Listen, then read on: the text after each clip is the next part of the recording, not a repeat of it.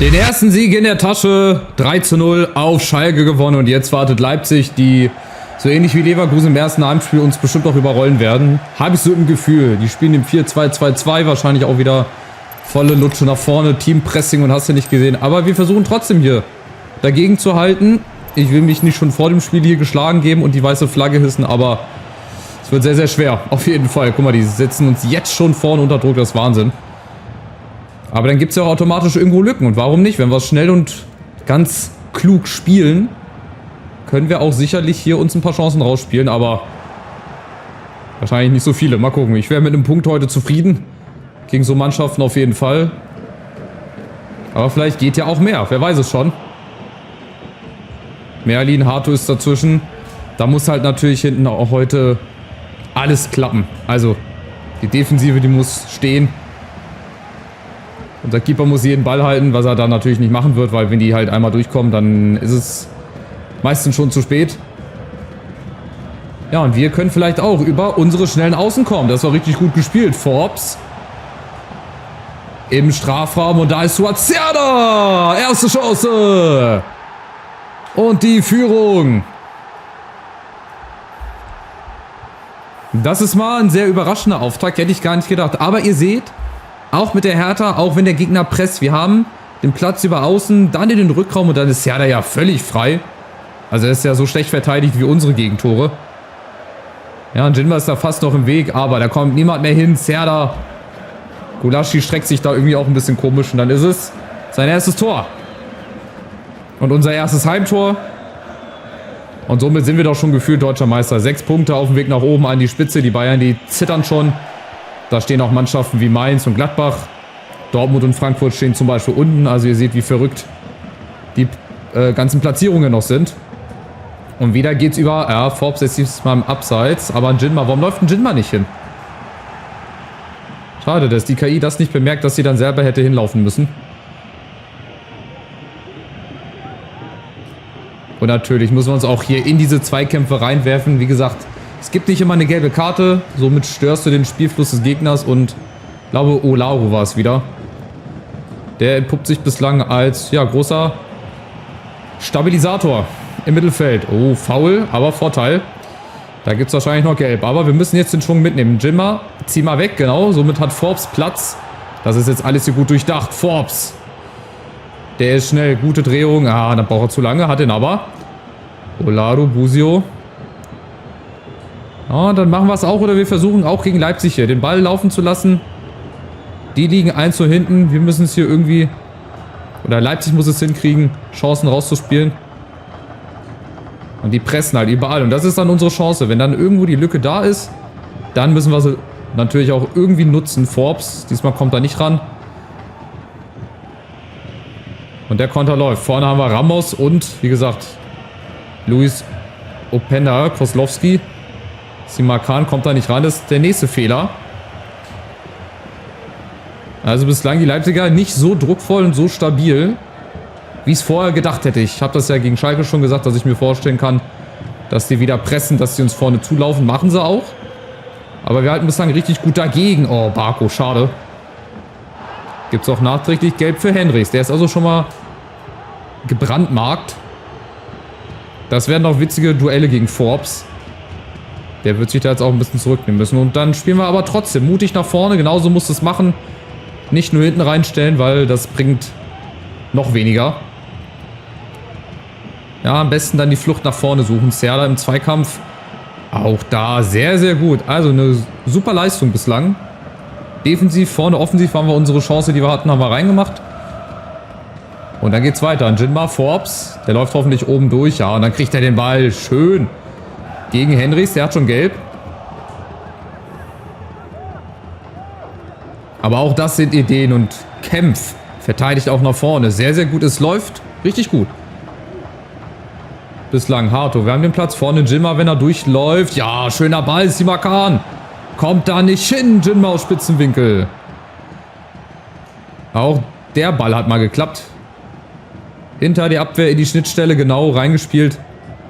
Und das ist der nächste Ball. Nusa an Jinma. Komm, muss er direkt kriegen. Ja, und dann wieder in der Mitte. Oh, da braucht er zu lange, um sich zu drehen. Aber es geht weiter. Serdar Olaru, schade. Und dann machen wir hier Druck vorne. Dann gehen wir aggressiv vorne drauf. Das, was die Leipziger eigentlich machen sollten. Was sie aber bislang Gott sei Dank nicht so hinbekommen. Auch weil wir halt hier gut pressen. Auch ein Jinma, Forbes, die kommen jetzt leider beide nicht ran. Aber da muss halt immer irgendeiner da sein. Openda. Allein gegen alle. Henrichs auf der Außen. Barco. Da ist die Lücke wieder zu groß. Bosio fällt hin. Obich ist da. Sehr gut. Und wenn Leipzig nach vorne kommt, dann halt jetzt zum Beispiel über Weitschüsse. Sava Schlager bis in den Strafraum rein. Da kommen sie noch gar nicht. Aber Achtung, Eckball kommt. Nicht gut geklärt. Olaru zum ersten. Simakan, Achtung. Kozlowski. Arthur auf der Außen. Da müssen wir halt irgendwie in den Zweikampf rein. Ja, Eckball. Ich hoffe, dass sie sich nicht immer fallen lassen, weil dann kannst du auch mal ein bisschen aggressiver in die Zweikämpfe reingehen. Letzter Eckball. Nusa ist da. Und Jinma klärt erstmal.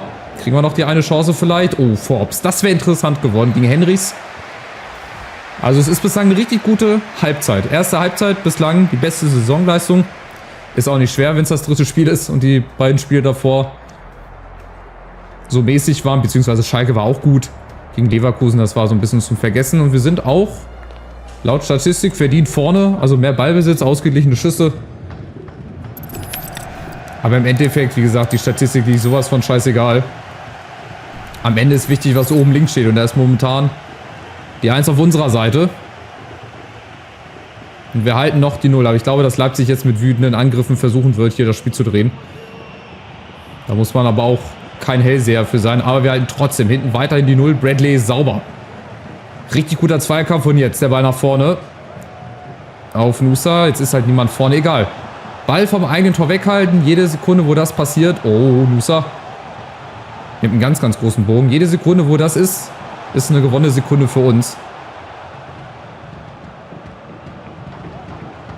Kempf. Barco ist da. Forbes kommt auch wieder. Ja, macht er gut. Der hat richtig viel Potenzial. Schade, ey. Wenn er den Ball noch irgendwie im Spiel behalten kann. Palazon für Kozlowski.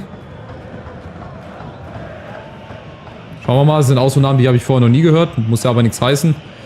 Und Barco. Richtig, richtig gut. Und jetzt haben wir Platz vorne. Sogar richtig viel Platz. Und Jinma. Oh, kriegt den nicht verarbeitet. Oh, Jinma. Da ist er so ein bisschen unbeholfen. Leider, leider. Da war auch wieder mehr drin.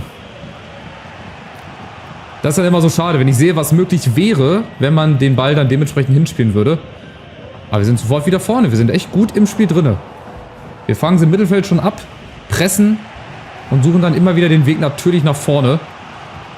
Und gerade auch hier über Henrichs. Der hat schon gelb gesehen. Den können wir ruhig des Öfteren nochmal ein bisschen provozieren. Und wieder Bradley dazwischen. Das ist richtig gut gemacht. Jinma jetzt aber genau auf Nusa. Der ist durch. Die Chance nach einer Stunde. Nusa. Und Gulaschi. Schade. Das wäre so wie gegen Schalke. Nach genau einer Stunde. Grifo. Aha. Schau an. Vincenzo Grifo. Und bei uns kommt Olaru. Der schießt die Ecken auf jeden Fall. Der hat da die besten Werte. Der muss die schießen. Da ist Forbes. Und jetzt kommt ein Jinma. Ja, schöner Ball. Per Seitfallzieher. Warum nicht? Er will den Ball nochmal. Dann macht das Ganze nochmal als Seitfallzieher. Schade, schade. So, nächstes Spiel. Ach, ist in Frankfurt. Na, schau an. Kommt ja auch früh. Aber die sind auch nicht gut reingestartet in die Saison. Das wird also auch ein Spiel auf Augenhöhe jetzt erstmal werden. Aber das Spiel ist ja auch noch nicht vorbei. Baumgartlinger, Ramos. Ja, wir stehen gut da in der Mitte. Palazon, Schlager. Jetzt ist die Lücke da. Achtung, jetzt muss spätestens einer hin oder Obich muss den Ball dann halten. Natürlich, du kannst halt nicht alles verteidigen. Egal gegen wen. Und gerade gegen die Top-Teams, das geht nicht. Das wäre zwar sehr wünschenswert, aber es geht halt nicht. Achtung, Leipzig kommt. Gefährliche Situation. Keiner geht hin. Und prompt ist der Ausgleich da.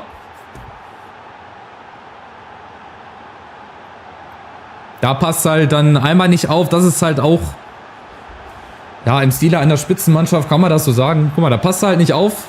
Dann machst du dann den falschen Move.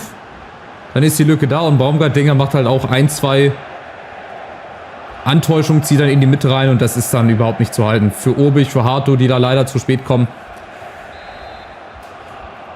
Ja, ist ein bisschen schade, weil es ist nicht verdient. Also dazu waren wir einfach zu stabil und da war Leipzig auch noch zu ungefährlich. Aber hatte sich so ein bisschen abgezeichnet, glaube ich. Aber mein Gott, das ist hier rumjammern auf hohem Niveau, ey. Zu Hause gegen Leipzig 1-1 hätte ich vor dem Spiel unterschrieben. Jetzt bislang natürlich ein bisschen unglücklich, aber wir haben ja noch Zeit. Wir haben ja noch Zeit, 20 Minuten lang Forbes. Und wenn die hier so wild reingehen und uns die Lücken hier geben, dann müssen wir die jetzt irgendwie versuchen auszunutzen. Aber Leipzig kommt. Achtung, Palazon. Ich brauche jetzt Barco auf der Seite, der ist aber schon platt. Palazon. Achtung, nächste Chance. Kempf ist dazwischen und klärt den. Oha. Harto im allerletzten Moment, aber wichtig. Die Grätsche war sehr, sehr wichtig. So, Serda. Ganz unten, wenn er ihn sieht. Forbes, ja, den kriegt er. Den kriegt er auf jeden Fall. Und jetzt der Doppelpass vielleicht. Und jetzt die Chance. Komm, 4 gegen 3, das ist es wieder. Das sind diese Situationen, wo ich vorhin schon erzählt habe. Ich weiß einfach, wie wir es ausspielen müssen, aber ich kann es halt nicht. Weil halt die Spieler dementsprechend leider nicht so weit sind, zu lange brauchen, nicht so beweglich sind. Das hätte einfach das 2-1 sein müssen. 4 gegen 3. Oh, oh, oh, jetzt Achtung. Leipzig kommt. Nächste Chance. Gefährlicher Kopfball. Wechseln wir nochmal. 10 Minuten vor Schluss. Bringen nochmal ein bisschen Geschwindigkeit rein. Rese wieder, linke Seite. Vorne Lasme.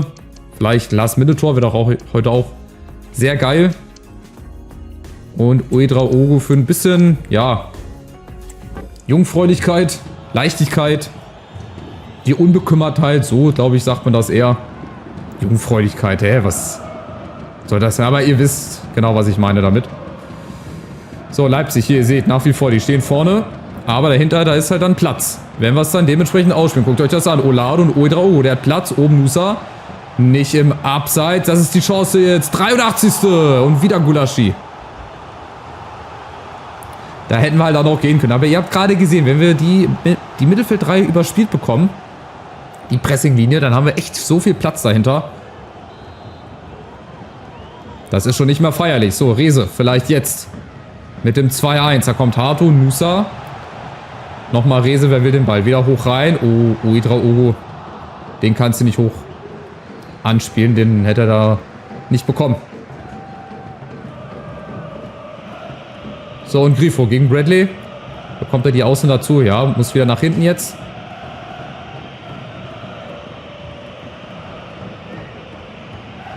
In der Verteidigung 3 Minuten noch. Also das 1-1 würde ich jetzt nehmen, auch wenn ich natürlich vorne noch die Chance witter.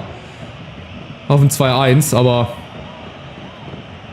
dann nehme ich auch lieber das Remis jetzt, anstatt irgendwie noch so ein Last-Minute-Ding. Achtung, Ramos kommt nochmal für Leipzig.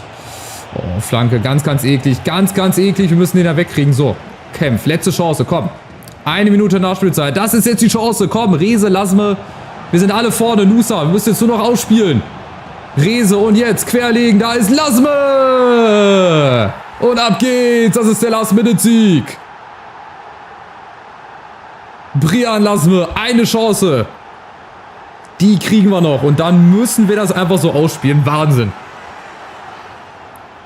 Und durch so Spiele, da kann eine Euphorie entstehen. Ja, das gibt Selbstvertrauen, das gibt Aufschwung und das wir den natürlich machen mussten. Also egal, wer, ob den jetzt Lasme oder Nusa. Wieder Lasme, wieder in letzter Minute. Diesmal aber zum entscheidenden Sieg. Gegen Schalke hat das klar gemacht. Und hier schießt er uns gegen Leipzig zum Sieg, der gar nicht so unverdient ist. Wir waren über das ganze Spiel gesehen wirklich die bessere Mannschaft. Baumgart-Dinger zum zwischenzeitlichen Ausgleich getroffen, aber dann ein Konter, nochmal von hinten rausgespielt, gut verteidigt und so steht unterm Strich, glaube ich, ein verdienter 2-1 gegen Leipzig. Also ich glaube, nach dem Spiel ist klar, dass wir auch gegen so Top-Teams mithalten können, erstens, und zweitens auch gewinnen können. Also, der Sieg, der war jetzt nicht unbedingt eingeplant, da hatte ich wirklich mit einer Niederlage gerechnet oder gar mit einem, ja, oder Remis. Habe ich eigentlich auch nicht gerechnet. Also ich habe da eher wirklich mit der Niederlage gerechnet. Aber okay. Machen wir hier mal wieder auf ausgeglichen, dass sie nicht ganz so platt sind. Aber das verzerrt halt immer ein bisschen. Weil es halt immer direkt nach dem Spiel ist, dass dann halt so eine Nachricht reinkommt. Ich muss jetzt gerade mal gucken, ob ich auch einen Jugendscout losgeschickt habe. Ich bin nämlich der Meinung. Ne, habe ich nicht hier. Schau mal, Christoph Dammerer. Dann schicken wir den auch mal los. Scouting-Netzwerk aufbauen. Und ich bleibe halt meistens gerne in Europa. Entweder mache ich Südeuropa, Nordeuropa oder Mitteleuropa. Ich würde sagen, wir gehen jetzt mal nach Spanien. Komm, wir holen uns mal einen Spanier. Über 9 Monate. Alle Positionen.